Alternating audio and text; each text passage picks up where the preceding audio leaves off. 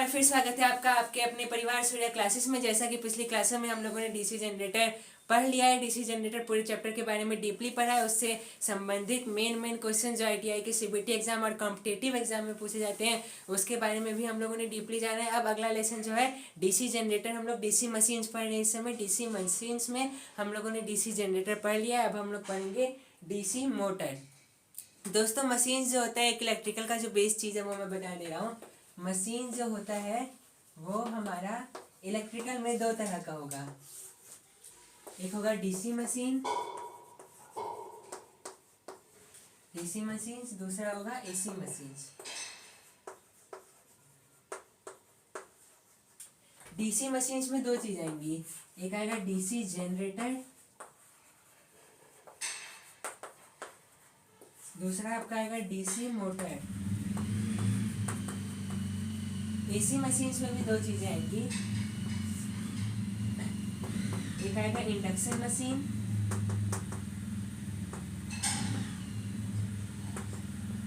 दूसरा synchronous machine.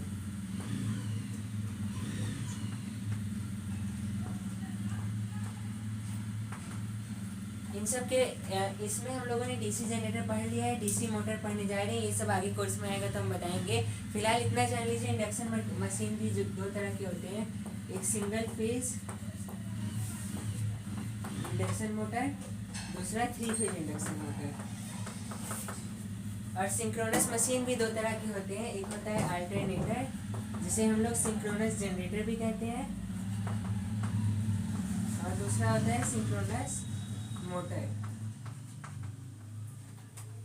ये रहा दोस्तों आपका मशीनों का सिलसिला। मशीन जो होते हैं दो तरह के होते हैं, DC machine, AC machine. DC machine भी दो तरह की होती है, एक डीसी जनरेटर, एक डीसी मोटर। डीसी जनरेटर के बारे में हम लोगों ने पढ़ लिया है, अब हम लोग क्या पढ़ेंगे, डीसी मोटर। एसी मशीन्स में दो तरह की मशीन आती है, इंडक्शन मशीन और सिंक्रोनस मशीन। इंडक्शन मशीन दो तरह की होती है, single phase induction motor, 3 phase induction motor.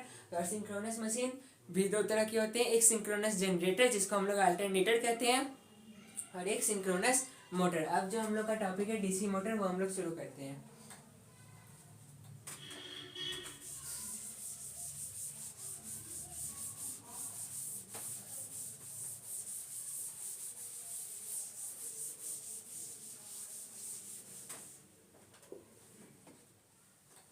दोस्तों मैं बार बार कहता हूँ कि हमेशा हमें नाम पे जाना है, नाम ही अपने बारे में सब बताता है। तो डीसी मोटर में पहले हम लोग देखते हैं मोटर। मोटर क्या होता है, हम लोगों ने 9th में, 10th में, इंटर में, या जो लोग इंटर नहीं किए 9th 10th में ही और फर्स्ट ईयर में ये जाना है कि मोटर क्या होता है और जनरेटर क्या होता है। मोटर क्या होता है, जो इलेक्ट्रिकल एनर्जी को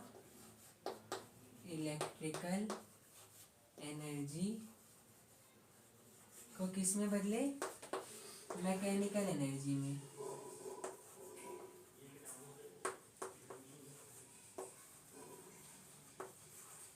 हिंदी में बोला जाए तो जो विद्युत ऊर्जा को यांत्रिक ऊर्जा में परिवर्तित करे ऐसी मशीन क्या कहलाती है, मोटर। और जनरेटर क्या होगा, इसका ठीक उल्टा यानी मैकेनिकल एनर्जी। उसको हम प्राइम मूवर की सहायता से मैकेनिकल एनर्जी देंगे और वो हमें बदले में क्या देगा, बिजली देगा। लेकिन मोटर में क्या होगा, हम बिजली देंगे और मोटर हमें क्या देगा, मैकेनिकल एनर्जी देगा। यानी अगर हम मोटर को बिजली दें तो मोटर क्या करेगा, घूमने लगेगा। ठीक जनरेटर का उल्टा। अब जो कि ये डीसी मोटर है, यानी हम इसमें जो पहला इनपुट सप्लाई दे रहे हैं, जो इलेक्ट्रिकल एनर्जी, जो कि मोटर में हम लोग इनपुट में देते हैं इलेक्ट्रिकल एनर्जी, आउटपुट में हमको मिलता है मैकेनिकल एनर्जी। तो जो इनपुट एनर्जी जो हम लोग देंगे वो क्या देंगे, डीसी देंगे। दो तरह का करंट होता है, अल्टरनेटिंग करंट और डायरेक्ट करंट। तो डीसी मोटर चूंकि नाम से स्पष्ट है ये डीसी मोटर है, यानी डीसी सप्लाई से चलने वाला मोटर। यानी इसको जो हम लोग इनपुट देंगे वो क्या देंगे, डीसी देंगे। ये कॉन्सेप्ट दोस्तों क्लियर रखना है। आइए अब हम लोग जानते हैं कि इसका वर्किंग प्रिंसिपल क्या है, ये किस सिद्धांत पे काम करता है और इसके जो घूमने की डायरेक्शन है उसको निकालने के लिए कौन सा नियम लागू होता है, इसके विषय में डीपली जानते हैं।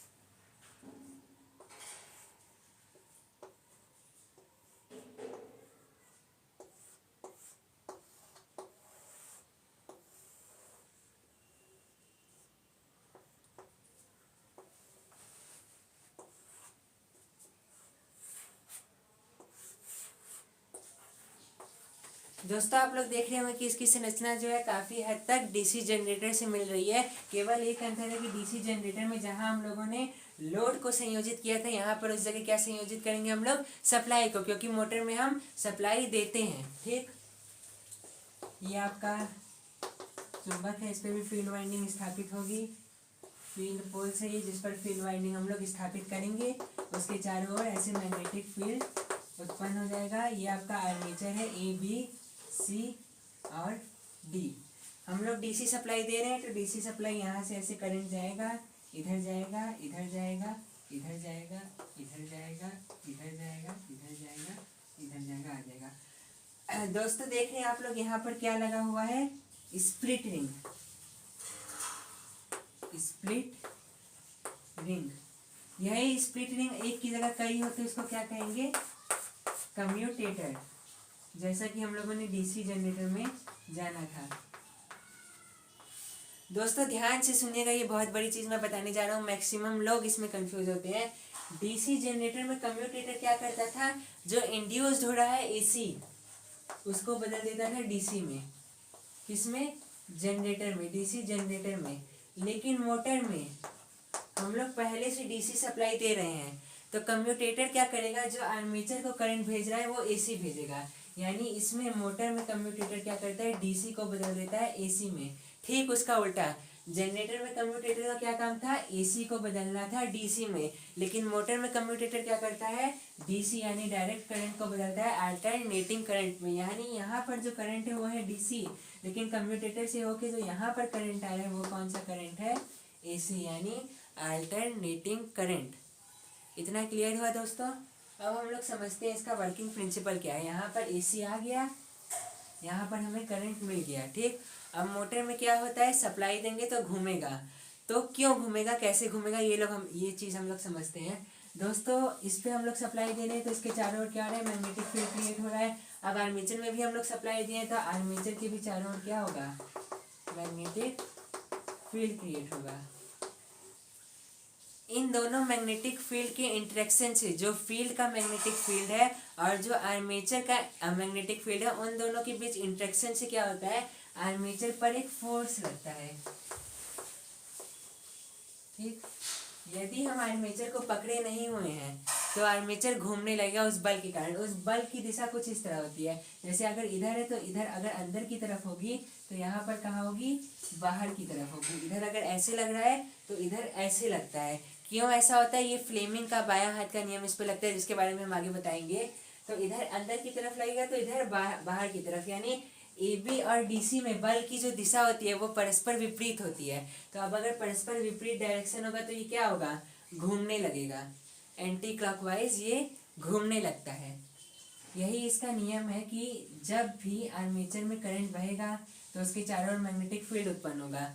मैग्नेटिक फील्ड चारों ओर उत्पन्न होगा, फील्ड का मैग्नेटिक फील्ड पहले से ही है, तो आर्मेचर के मैग्नेटिक फील्ड और जो आपका ये फील्ड पोल है उसके मैग्नेटिक फील्ड दोनों के बीच एक इंट्रैक्शन उत्पन्न होता है, जिसके कारण क्या होता है, आर्मेचर पर एक बल काम करता है, जिसके फलस्वरूप आर्मेचर क्या करता है, अपने अक्ष पर घूर्णन गति करने लगता है, घूमने लगता है एंटी क्लॉकवाइज। दोस्तों मुझे उम्मीद है कि आपको यहाँ तक समझ में आए। ये पॉइंट सबसे इम्पोर्टेंट है कि जनरेटर में कम्यूटेटर क्या करेगा, एसी यानी अल्टरनेटिंग करंट को डीसी में देगा। एसी जो यहाँ पर जनरेटर में इंड्यूस होता है उसको हमें आउटपुट के रूप में डीसी देता है, क्योंकि वो जनरेटर है यानी हमको बिजली देगा। अब कौन सी बिजली देगा, चूँकि डीसी जनरेटर है इसलिए डीसी देगा। ये डीसी मोटर है, इसमें हमें पहले से सप्लाई देना होता है। कौन सी सप्लाई देंगे, चूँकि डीसी मोटर है इसलिए डीसी सप्लाई देंगे। और जो कम्यूटेटर है वो आर्मेचर को क्या दे देगा, एसी दे देगा, डीसी को कन्वर्ट करके एसी में दे देगा। तो ये बहुत ही इंपॉर्टेंट पॉइंट है कि जनरेटर में कम्यूटेटर एसी को डीसी में बदलता है और मोटर में कम्यूटेटर क्या करता है, डीसी को एसी में बदलता है। ठीक दोस्तों,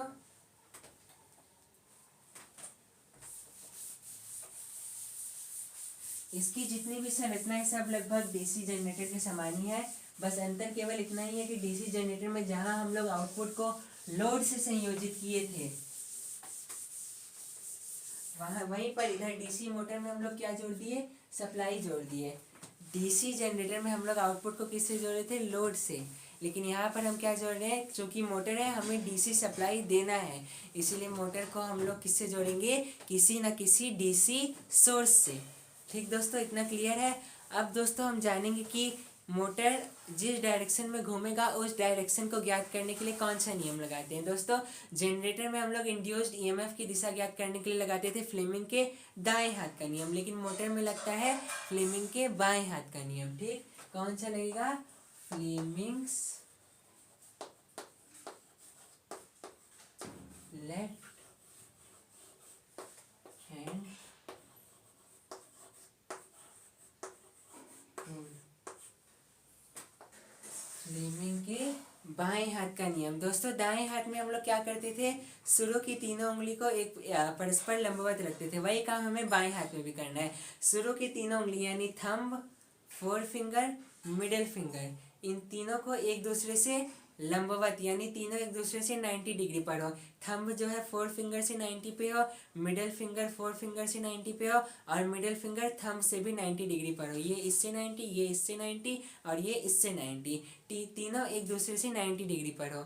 तो उस समय अगर हमारा मिडिल फिंगर जो है करंट का डायरेक्शन बताए, फोर फिंगर वही रहेगा मैग्नेटिक फील्ड का डायरेक्शन बताए, तो जो हमारा थंब है वो मोटर पे लगने वाली बल की डायरेक्शन बताएगा।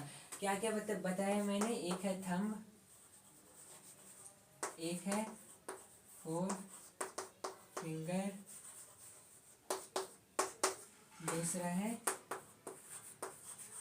Middle finger. दोस्तों इसमें हमें निकालना क्या होता है, बल की दिशा। दो चीज़ हमें पता होती है, एक जो हम लोग करंट दे रहे हैं उसका डायरेक्शन किधर है, और मैग्नेटिक फील्ड का डायरेक्शन किधर है। यानी हमें ये पता है मिडिल फिंगर, मिडिल फिंगर क्या है, डायरेक्शन ऑफ करंट, और फोर फिंगर क्या है, डायरेक्शन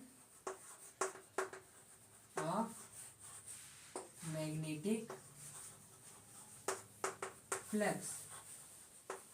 करंट हम लोग किस डायरेक्शन में दे रहे हैं ये जानते हैं, मैग्नेटिक फ्लक्स की डायरेक्शन हम लोग जानते हैं नॉर्थ टू साउथ रहेगा। अब इन दोनों चीज़ों का डायरेक्शन हमको पता है, तो हम लोग क्या निकाल लेंगे, मोटर में लगने वाली बल की दिशा को थंब से निकाल लेंगे। अगर हमारी बीच वाली उंगली मोटर के आर्मेचर में बहने वाली विद्युत धारा की दिशा को प्रदर्शित करे, और फोर फिंगर मैग्नेटिक फ्लक्स की डायरेक्शन को प्रदर्शित करे, तो बीच वाली उंगली क्या बताएगी, मोटर पर लगने वाले बल की दिशा को बताएगी। ये क्या बताएगी, force, direction of force, motor पे लगने वाली बल की दिशा को ये बताएगा। ये दोस्तों आपका रहा फ्लेमिंग के दाएं हाथ का नियम। अक्सर दोस्तों लोग कंफ्यूज होते हैं कि मोटर में क्या लगेगा, जनरेटर में क्या लगेगा, तो ये याद कर लेना है कि डीसी मोटर में क्या लगेगा, फ्लेमिंग लेफ्ट हैंड रूल, और डीसी जनरेटर में हमेशा क्या लगेगा, फ्लेमिंग राइट हैंड रूल। इसको याद करने का एक तरीका है, जनरेटर को जब भी हम लोग घुमाते हैं राइट हैंड से ही घुमाते हैं, सीधे हाथ से घुमाते हैं, लेफ्ट हैंड से बहुत कम घुमाते हैं। मेन दाएं हाथ से, क्योंकि उसको घुमाने के लिए शुरू में थोड़ा प्रेशर चाहिए होता है, वो प्रेशर लेफ्ट हैंड से उतना ज़्यादा नहीं मिल पाता दाएं हाथ से, इसीलिए हम लोग घुमाते हैं। तो जनरेटर को किस हाथ से घुमाते हैं, दाएं हाथ से, इसलिए उस पर कौन सा नियम लगेगा, फ्लेमिंग के दाएं हाथ का नियम। बच गया मोटर, उस पर लगेगा फ्लेमिंग के बाएं हाथ का नियम, ये चीज़ याद रखिएगा। अब हम लोग आगे बढ़ते हैं।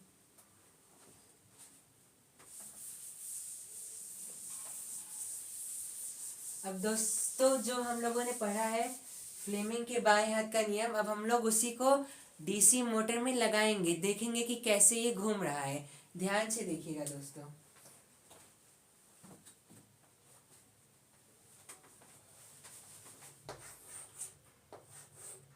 ये रहा आपका नॉर्थ पोल, ये रहा आपका साउथ पोल,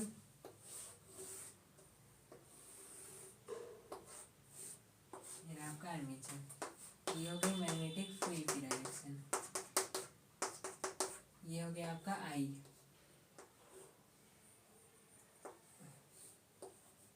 इधर अगर आई इस डायरेक्शन में, तो यहाँ जाके किधर हो जाएगा, इस डायरेक्शन में हो जाएगा। मैग्नेटिक फील्ड की डायरेक्शन किधर है, नॉर्थ टू साउथ। अब हम लोग क्या उठाएंगे, अपने बाएं हाथ को उठाएंगे, ठीक, ऐसे रखेंगे, तीनों को परस्पर लंबवत। करंट की डायरेक्शन इधर है, मैग्नेटिक फील्ड की डायरेक्शन इधर है, इस तरह से ये करंट जा रहा है, ये मैग्नेटिक फील्ड। अब ध्यान से देखिए, बल किधर लग रहा है, अंदर की तरफ लग रहा है ना, अंदर की तरफ, क्लियर है। अब इधर आते हैं, इधर करंट हमारा क्या हो गया, ऐसे हो गया, मैग्नेटिक फील्ड इधर ही है, इधर बल कहाँ लग रहा है, बाहर की तरफ, इधर कहाँ था, अंदर की तरफ, अंदर लिख दे रहे हैं अंदर, और इधर कहाँ हो गया, बाहर की तरफ बल हो गया। ये हमारा करंट है, ये मैग्नेटिक फील्ड है, ये फोर्स की डायरेक्शन बाहर की तरफ हो गई, ये हो गया बाहर।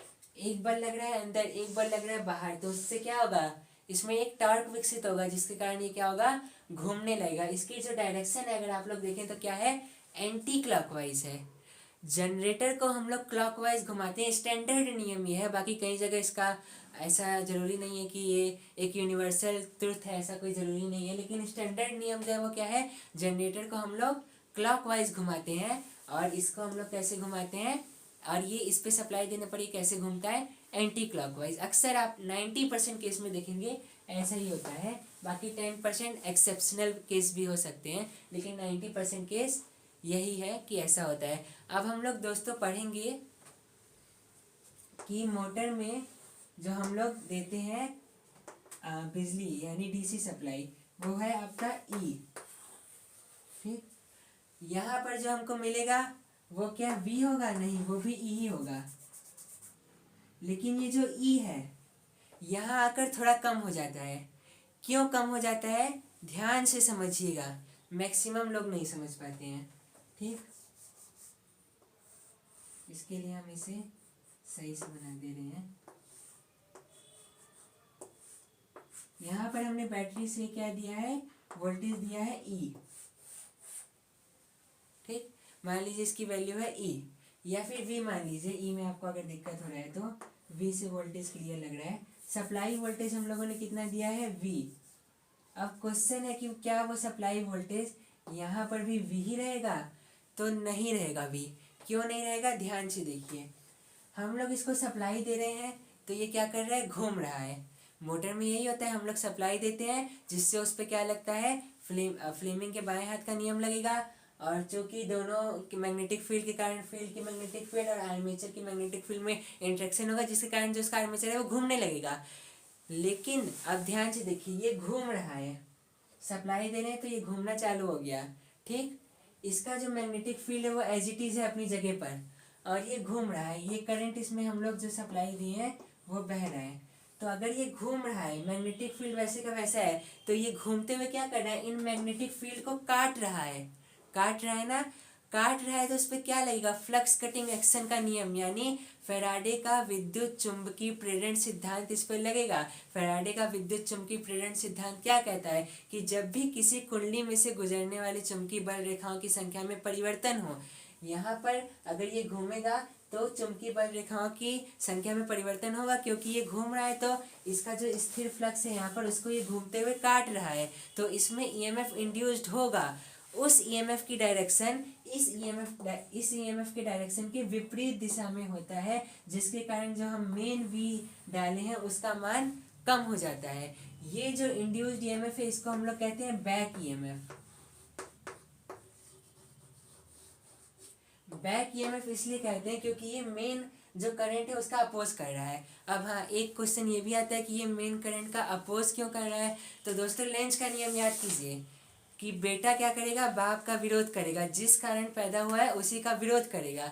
यहाँ पर ये बैक ईएमएफ किस कारण पैदा हो रहा है, इसके घूमने के कारण। आर्मेचर घूम रहा है तो बैक ईएमएफ पैदा हो रहा है। अब आर्मेचर घूम क्यों रहा है, सप्लाई वोल्टेज के कारण। आर्मेचर घूम क्यों रहा है, सप्लाई वोल्टेज, यानी दोस्तों सप्लाई वोल्टेज है, सप्लाई वोल्टेज, तो क्या हो रहा है, आर्मेचर घूम रहा है, आर्मेचर क्या कर रहा है, घूम रहा है।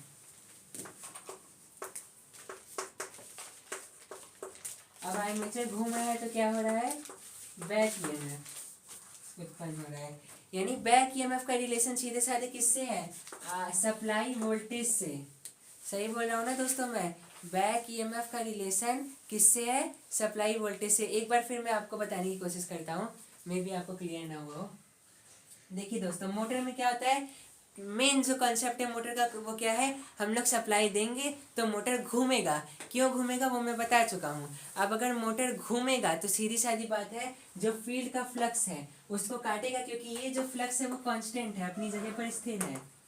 और मोटर घूम रहा है, यानी ये आपका फ्लक्स है, इसमें हम आर्मेचर को क्या कर रहे हैं, घुमा रहे हैं। ठीक, तो इसमें एक सप्लाई तो पहले से ही जा रहा है, जिस सप्लाई के कारण इसका मैग्नेटिक फील्ड हो रहा है और दोनों के बीच इंट्रैक्शन हो रहा है, जिससे घूम रहा है। ठीक, लेकिन चूंकि ये फ्लक्स के बीच में घूम रहा है तो इस पर फैराडे का फ्लक्स कटिंग एक्शन का नियम भी लगेगा, क्योंकि ये फ्लक्स को घूमते हुए काट रहा है। और अगर फ्लक्स को काट रहा है तो फैराडे ने कहा था जब भी कोई चालक फ्लक्स को काटेगा तो उसमें ईएमएफ इंड्यूस हो जाएगा, तो वही चीज़ इसमें भी होगा, इसमें भी ईएमएफ इंड्यूस्ड हो जाएगा। अब चूंकि ईएमएफ इंड्यूस्ड हो रहा है इसीलिए इसमें क्या होगा, करंट भी बहेगा, लेकिन उस करंट का डायरेक्शन कहाँ रहेगा, मेन करंट के विपरीत दिशा में, जिसको हम लोग बैक ईएमएफ कहते हैं। बैक ईएमएफ क्यों कहते हैं, क्योंकि ये मेन करंट के बैक में बहता है, उसका अपोज करता है। अब दूसरा चीज़ ये कि इसका अपोज क्यों करता है, ये सवाल उठता है। तो दोस्तों अब आप देखिए ध्यान से, ये बैक ईएमएफ पैदा किस लिए हुआ है, कैसे हुआ, आर्मेचर के घूमने से। आर्मेचर घूम रहा है तो फ्लक्स को काट रहा है, जिसके कारण क्या हो रहा है, बैक ईएमएफ पैदा हो रहा है। अब आर्मेचर घूम क्यों रहा है, सप्लाई वोल्टेज के कारण, हम लोगों ने उसको सप्लाई दिया, जिसके कारण इन दोनों मैग्नेटिक फ्लक्स के बीच इंट्रैक्शन हुआ, जिसके कारण आर्मेचर घूमने लगा और उसमें क्या हुआ, बैक ईएमएफ उत्पन्न हो गया। यानी कुल मिला के बैक ईएमएफ एक तरह से किससे उत्पन्न हुआ, सप्लाई वोल्टेज से। बैक ईएमएफ को पैदा करने वाला कौन है, डायरेक्टली इनडायरेक्टली सप्लाई वोल्टेज ही है। तो लेंज ने क्या कहा था, कोई भी इंड्यूस्ड राशि हमेशा इस नेचर की होती है कि वह उस रीजन का, उस कारण का विरोध करेगी जिस कारण वह स्वयं उत्पन्न हुई है। तो बैक ईएमएफ किसके कारण उत्पन्न हुआ है, सप्लाई वोल्टेज के कारण। इसीलिए बैक ईएमएफ हमेशा क्या करेगा, सप्लाई वोल्टेज, यानी जो मेन वोल्टेज के कारण करंट बह रहा है आई, और जो बैक ईएमएफ के कारण करंट इंड्यूस्ड हुआ है आई बी हमेशा क्या करेगा, आई का अपोज करेगा। दोस्तों ये चीज़ क्लियर हुआ, मैं आशा करता हूँ ये चीज़ आपको क्लियर हुआ होगा, बहुत डीपली घुस के मैंने बताया है। अब दोस्तों ध्यान से देखिएगा, एक इक्वेशन यहाँ से हमको प्राप्त होता है।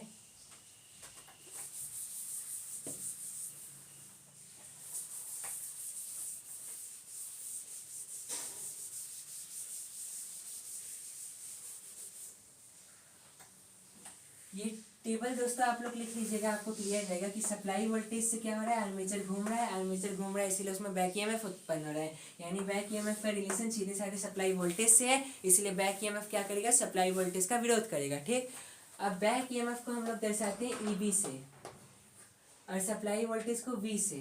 ठीक दोस्तों, एक फार्मूला होता है V is equal to EB plus IA RE। अब ये फार्मूला आया कैसे, ध्यान से समझिएगा। ठीक, आइए आर क्या है, आइए है आर्मेचर में बहने वाली विद्युत धारा और आर है आर्मेचर का रेजिस्टेंस, ईबी है आपका बैक ईएमएफ, वी है सप्लाई वोल्टेज। दोस्तों एक चीज़ तो क्लियर है कि सप्लाई वोल्टेज हमेशा बैक ईएमएफ से ज़्यादा रहेगा, तभी ना करंट बहेगा। मान लीजिए करंट बह रहा है 5 एम्पियर का और बैक ईएमएफ आपका हो गया, बैक ईएमएफ के कारण जो करंट बह रहा है वो 3 एम्पियर है, तो हमें आउटपुट में मिल रहा है 2 एम्पियर में आउटपुट में मिल रहा है। मतलब 5 एम्पियर ज़्यादा है 3 एम्पियर से, तभी हमको 2 एम्पियर मिला। अगर यही 5 एम्पियर होता, ये 5 एम्पियर होता और बैक ईएमएफ भी 5 एम्पियर होता तो हमको कितना मिलता, 0।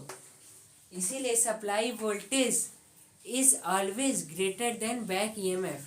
सप्लाई वोल्टेज हमेशा बैक ईएमएफ से ज़्यादा रहेगा, ये यूनिवर्सल ट्रुथ है, ऐसा इसका अपवाद कभी नहीं हो सकता।